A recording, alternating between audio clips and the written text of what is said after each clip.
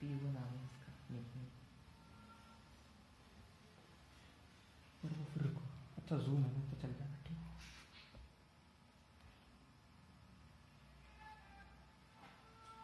चलो audio clear है सबको? चलो, तो जो हमने कल पढ़ा था उसका एक क्विक रिवीजन लेते हैं अपन, है ना। थोड़ा सा क्विकली हम उसको बता देते हैं ताकि आज जो नए लोग जुड़े हैं उन लोगों को थोड़ा अच्छे से पता चल जाए, और फिर हम आगे के टॉपिक्स स्टार्ट करेंगे। तो कल हमने सबसे पहले पढ़ा था केमिस्ट्री क्या होता है, what is chemistry.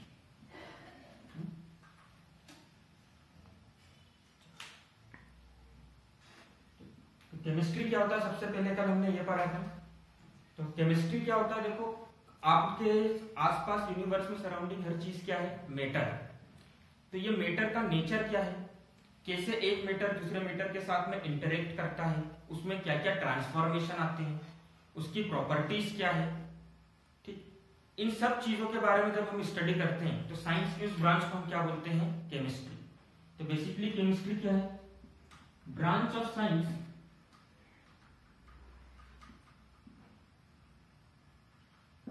which deals with the study of matter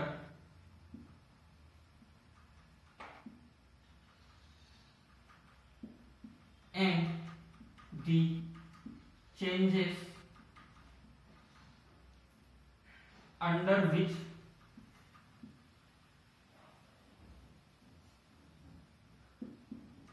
they go। अब देखो चेंज दो तरीके के हो सकते हैं, फिजिकल चेंज भी हो सकता है, केमिकल चेंज भी हो सकता है, जो आपने क्लास 9 क्लास 10 में पढ़ा होगा। केमिकल चेंज होगा मतलब दो मैटर एक दूसरे के साथ में रिएक्ट करके केमिकल रिएक्शन करेंगे, नया कंपाउंड बनाएंगे, तो हमको उसकी प्रॉपर्टी पढ़नी पड़ेगी। जैसा हाइड्रोजन और ऑक्सीजन दोनों गैस होती है, केमिकल चेंज के थ्रू जाके वाटर बनाती है, तो वाटर की प्रॉपर्टी अलग होती है, हाइड्रोजन की अलग होती है, ऑक्सीजन की अलग होती है, ठीक। मैटर की प्रॉपर्टीज पढ़ना रहेगी। जैसे अगर आपके पास में नया एलिमेंट डिस्कवर हुआ कोई सा, फॉर एग्जांपल अगर आयरन डिस्कवर हुआ है तो आयरन के अंदर क्या क्या प्रॉपर्टीज है, मेलेबल कितना है, डक्टाइल कितना है, ठीक है, उसकी टफनेस कितनी है, हार्डनेस कितनी है। तो ये सारी चीजों की जब हम स्टडी करते हैं तो साइंस की उस ब्रांच को हम क्या बोलते हैं, केमिस्ट्री। तो सबसे पहला जो चैप्टर हमने इसमें स्टार्ट करा था वो क्या था हमारा, some basic concepts of chemistry. Chemistry के कुछ हम बेसिक कॉन्सेप्ट्स स्टडी करेंगे।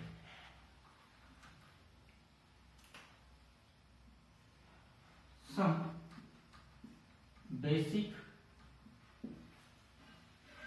Concepts of chemistry.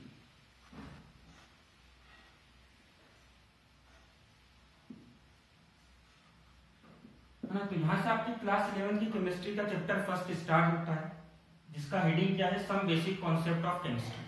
अब देखो आप कोई से भी नया गेम सीखते हो, है ना, नया गेम खेलना सीखते हो या कोई सी भी नई लैंग्वेज सीखते हो, तो सबसे पहले आप क्या चीजें सीखते हो, उसके बेसिक्स के बारे में। जैसे अगर आपको इंग्लिश सीखना है तो सबसे पहले आप अल्फाबेट सीखोगे, है ना, फिर आप सीखोगे कि कैसे उसको लिखा जाए, है ना, उसकी बेसिक चीजों को सीखोगे, टेंस सीखोगे, आर्टिकल सीखोगे। वैसे यहाँ पर हम केमिस्ट्री सीखने जा रहे हैं तो सबसे पहले हमको इसका क्या पता होना चाहिए कि केमिस्ट्री में क्या क्या चीजें बेसिक्स हैं जो हमेशा हमको पता होनी चाहिए। तो सब basic concept of chemistry start करते हैं, और सबसे पहला टॉपिक है इसका मैटर। तो मैटर क्या होता है, कोई बताएगा, है ना। देखो कोई भी वो चीज जिसका कुछ पर्टिकुलर मास है और उसने क्या ऑक्यूपाई कर रखी है, स्पेस ऑक्यूपाई कर रखी है, उसको हम क्या बोलेंगे, matter. Anything which has mass and volume, जिसका वॉल्यूम होगा उसने स्पेस ऑक्यूपाइड कर रखी होगी। फॉर एग्जांपल आप सभी को ये मार्कर दिख रहा है, ये मार्कर भी किसका एग्जांपल है, मैटर का। अभी आपके पास में बुक होगी, कॉपी होगी, उसका भी कुछ मास है, कुछ वॉल्यूम है, बैग में रखते हैं मतलब कुछ स्पेस ऑक्यूपाइड करती है ना, तो वो भी किसका एग्जांपल हुई, मैटर की। ह्यूमन बीइंग भी किसका एग्जांपल है, मैटर का। तो हमारे यूनिवर्स में आसपास जितनी भी सराउंडिंग चीजें वो सभी किसका एग्जांपल है, मैटर का। तो बेसिक डेफिनेशन क्या हो जाएगी, anything which has mass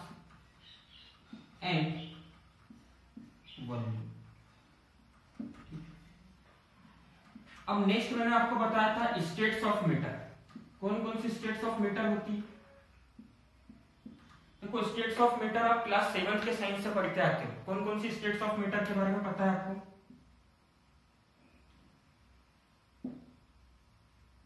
solid, liquid, gas.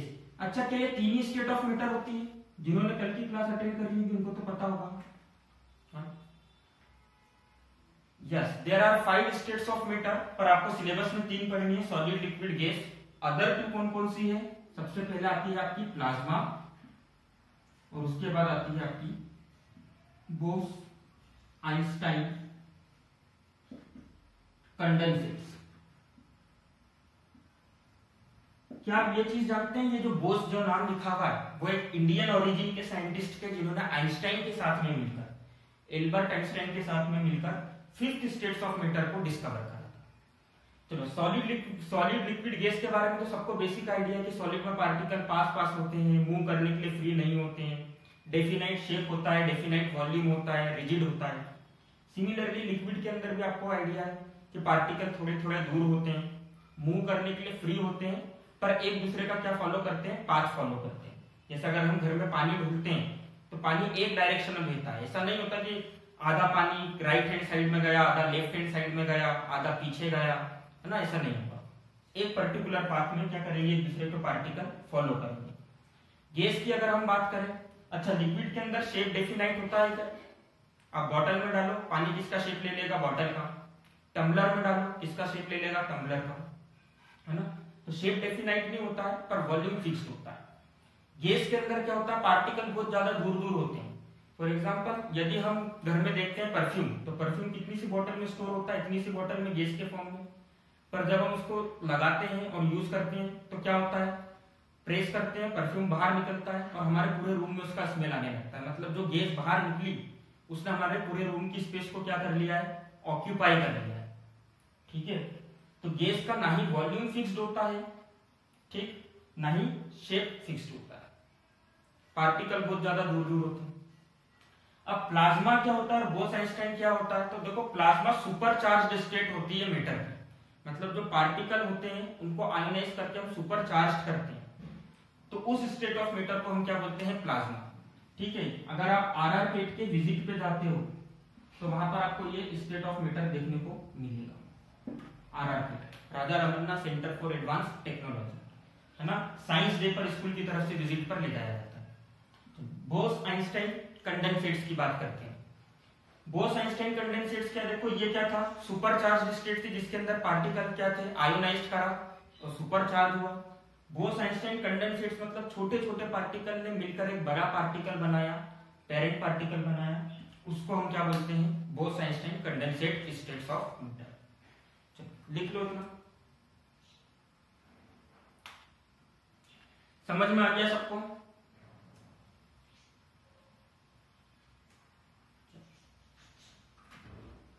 अब इसी चैप्टर में आपका नेक्स्ट टॉपिक है क्लासिफिकेशन ऑफ मैटर। मैटर को कैसे क्लासिफाई करा,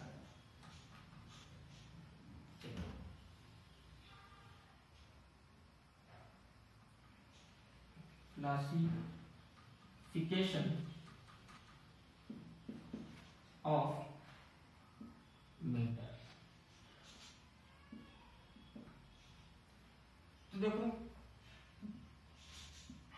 मैटर को क्लासिफाई करा गया सबसे पहले 2 पार्ट में। पार्ट 1 है मिक्सचर, जिसके बारे में हमने कल पढ़ा था, ठीक।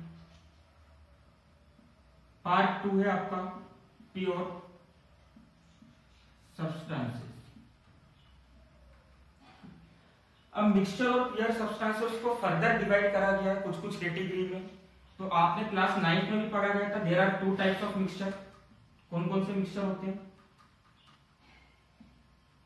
होमोजीनियस, वेरी गुड, होमोजीनियस है, हेट्रोजीनियस।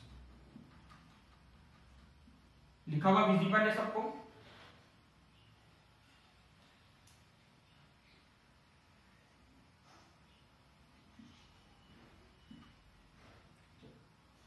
प्योर सब्सटेंसेस को भी दो कैटेगरी में डिवाइड करा गया।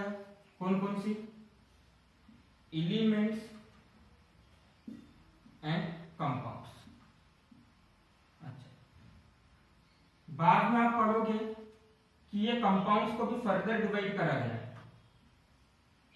ऑर्गेनिक और इनऑर्गेनिक।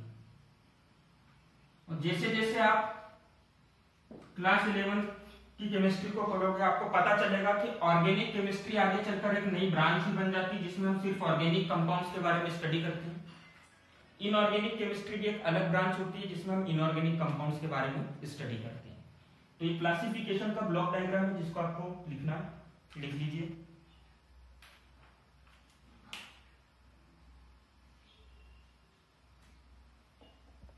लिख लिया सबने?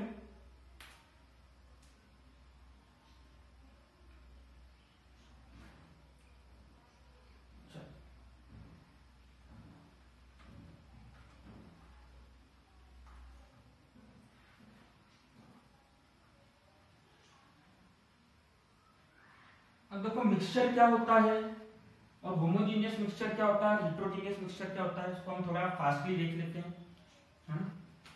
तो मिक्सचर के ऊपर आते हैं सबसे पहले।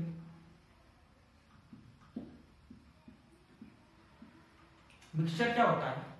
जब भी हम दो या दो से ज्यादा सब्सटेंसेस को किसी भी रेशो में मिक्स करते हैं, जब भी हम दो या दो से ज्यादा सब्सटेंसेस को किसी भी रेशो में मिक्स करते हैं तो जो नई चीज बनती है इसको हम क्या बोलते हैं? मिक्सचर। काफी कॉमन एग्जांपल्स आपने घरों में देखा होगा। आपने घर में खिचड़ी बनती है तो खिचड़ी भी क्या है? दाल और चावल का मिक्सचर, ठीक है। आप लोगों ने मिक्सचर देखा होगा जब घर बनता है, किस चीज का मिक्सचर देखा होगा? सीमेंट का, सैंड का और एग्रीग्रेट्स का, जिसको हम क्या बोलते हैं? जो पत्थर रहते हैं उसका, है ना, गिट्टी का। और कहाँ कहाँ आपने मिक्सचर देखा है? नदी में हम जाते हैं तो नदी में भी मिक्सचर होता है। नीचे नदी के बेड में क्या होता है? सैंड होता है और ऊपर वाटर होता है। सैंड और वाटर का मिक्सचर होता है। समझ में आया मिक्सचर सबको?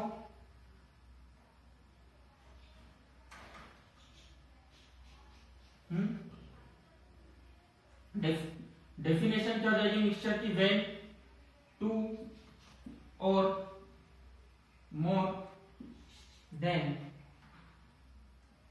two substances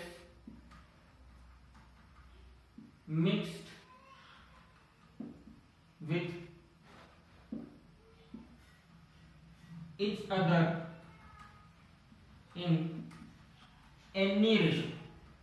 जब हम दो या दो से ज्यादा सब्सटेंसेस को एक दूसरे के साथ किसी भी रेशो में मिलाते हैं तो जो नई चीज बनती है उसको हम क्या बोलते हैं? मिक्सचर। अच्छा, हम घर में क्या करते हैं कि बाजार से चावल लाते हैं, व्हीट लाते हैं, तो वो भी क्या होता है? मिक्सचर होता है। क्यों? क्योंकि उसके अंदर इंप्यूरिटीज रहती है ना, बारीक बारीक कंकर होते हैं, कुछ मिट्टी के पार्टिकल होते हैं। और मिक्सचर का एग्जांपल आप लोगों ने कहाँ देखा है? भेल खाई है आप लोगों ने सबने? किस किस ने खाई है भेल? नहीं खाई? अच्छा, भेल मिक्सचर का एग्जांपल होगा कि नहीं होगा? सोचो, है ना, थोड़ा रियल लाइफ से रिलेट करते, बताओ, है ना। बिल्कुल होगा, है ना। उसके अंदर क्या होता है? सेम होता है, परमल होता है, कुछ कुछ चीजें होती है जो कि अलग अलग जगह पर अलग अलग रेशो में मिलाई जाती है, ठीक। अब मिक्सचर के टाइप्स होते हैं। अच्छा, मिक्सचर के टाइप्स होते हैं, कौन कौन से टाइप्स होते हैं मिक्सचर के? होमोजीनियस मिक्सचर और हेटेरोजीनियस मिक्सचर। देखो, जहां भी आप केमिस्ट्री में, फिजिक्स में कहीं भी वर्ड होमो पढ़ो, होमो वर्ड का मतलब होता है एक जैसा। होमो सेपियंस, एक जैसे दिखने वाले जीव इंसानों को बोला जाता है ना, जिनके दो हाथ होते हैं, दो पैर होते हैं, आंख होती है, नाक होती है। तो होमो वर्ड का मतलब क्या होता है? एक जैसा, ठीक। तो होमोजीनियस का मतलब क्या हो जाएगा? एक जैसा। अब इसके अंदर एक जैसा क्या होगा तो वो हम डिस्कस करते हैं।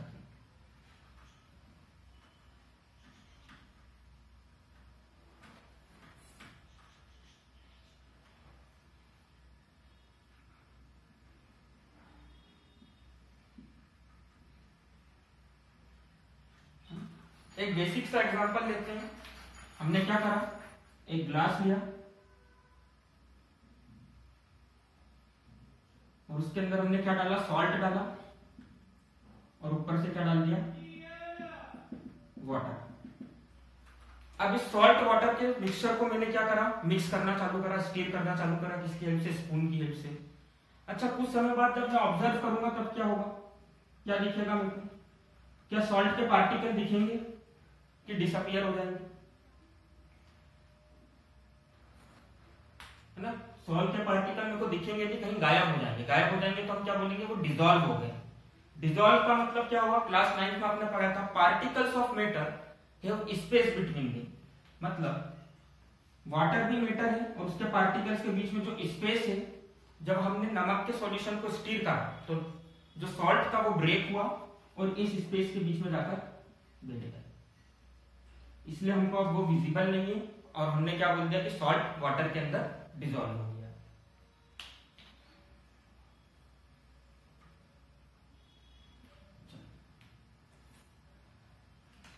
तो हमको क्या पता चलेगा कि सॉल्ट कंप्लीटली क्या हो गया, डिसॉल्व हो गया, सॉल्ट हमको कहीं दिखेगा नहीं।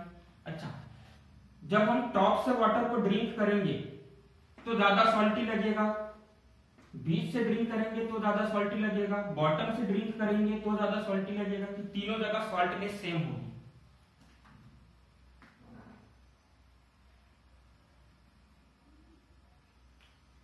तीनों जगह सॉल्टनेस सेम होगी, वेरी गुड, है ना। जितना नमकीन पानी हमको ऊपर लग रहा है उतना ही बीच में लगेगा और उतना ही सबसे बॉटम में भी क्या लगेगा, नमक वाला टेस्ट आएगा।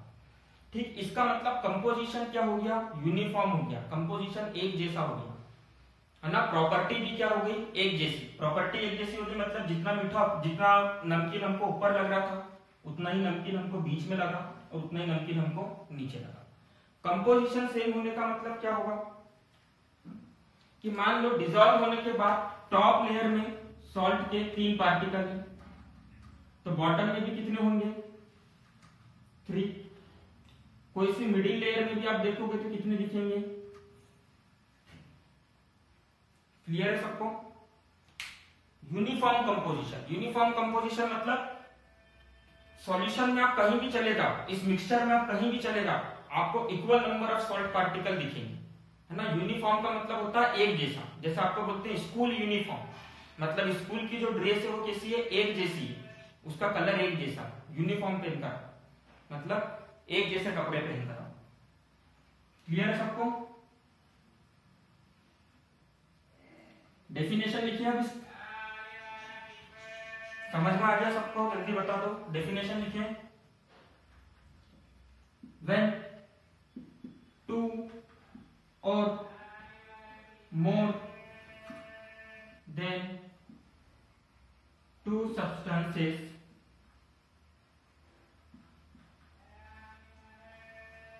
mixed with each other completely,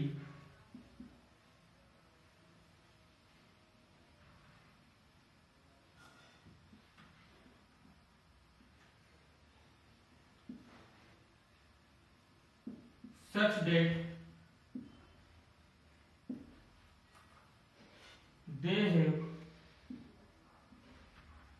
ना, मिक्स की जगह डिसॉल्व भी लिख सकते हो, when 2 or more than 2 substances dissolved with each other completely such that they have uniform composition and properties throughout the mixture।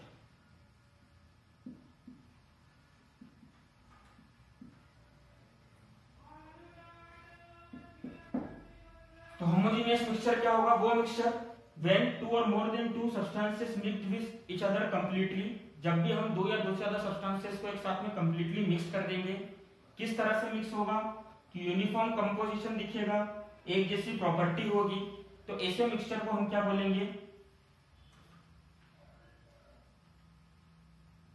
Homogeneous mixture. जैसे हमने सॉल्ट वाटर का देखा था तो कलर वाटर का एक जैसा था, है ना। ऐसा तो नहीं था कि ऊपर वाटर सॉल्ट, ऊपर ज्यादा सॉल्टनेस थी तो वाटर पिंक दिख रहा था, नीचे आते आते ब्लू हो गया। कलर एक जैसा, ये ट्रांसपेरेंट कलर ही बना हुआ, ठीक। तो प्रॉपर्टी एक जैसी है, कंपोजिशन भी एक जैसा। अब हम बात करते हैं हिट्रोजीनियस मिक्सचर की। हाँ बोलो।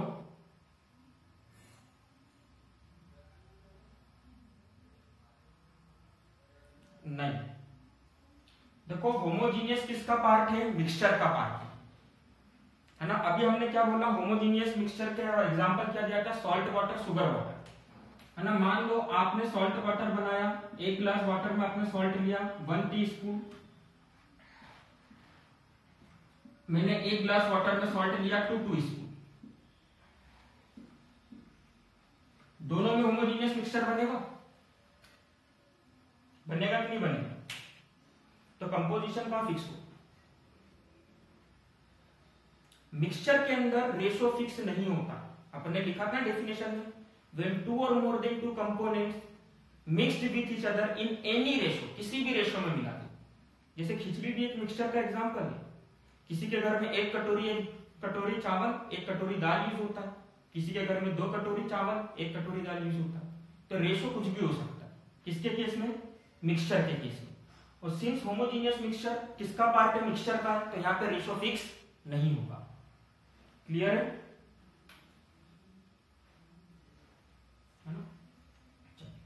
नेक्स्ट हम आते हैं किसके ऊपर? हेट्रोजीनियस मिक्सचर के ऊपर। देखो अभी जैसे मैंने आपको बताया था, होमो वर्ड का मतलब होता है एक जैसा, हीट्रो वर्ड का मतलब क्या होगा? हाँ, आप कहीं भी पढ़ो, आप कॉलेज में भी जाके पढ़ोगे ना, जहां भी होमो आए तो सबसे पहले दिमाग में चीज क्लियर कर लेना एक जैसा। हीट्रो वर्ड जहां भी आए दिमाग में चीज क्लियर कर लेना अलग अलग। तो हिट्रोजीनियस मिक्सचर कैसा होगा? जिसमें कंपोनेंट अलग अलग दिखेंगे, मिक्सचर बनाने के बाद भी कंपोनेंट विजिबल होंगे अलग अलग। Heterogeneous mixture. खिचड़ी किसका एग्जांपल है? होमोजीनियस मिक्सचर की हिट्रोजीनियस मिक्सचर?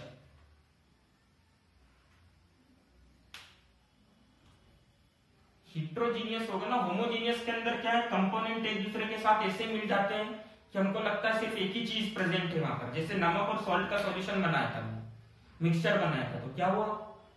नमक पानी में ऐसा डिजोल्व हो गया कि हमको क्या लग रहा था देखने पे सिर्फ पानी, टेस्ट करने पे पता चलेगा कि यार इसमें नमक भी प्रेजेंट है ना। पर यहाँ तो हमको इजीली पता चल जाएगा। तो हिट्रोजीनियस मिक्सचर में क्या होता है? फॉर एग्जांपल सेंड और वाटर लिया,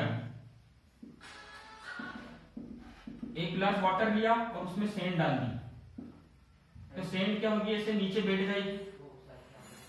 तो अब देखो कंपोनेंट क्या कंप्लीटली मिक्स्ड हुए? तो ऐसा मिक्सचर जिसमें कंपोनेंट्स एक दूसरे के साथ में कंप्लीटली मिक्स्ड नहीं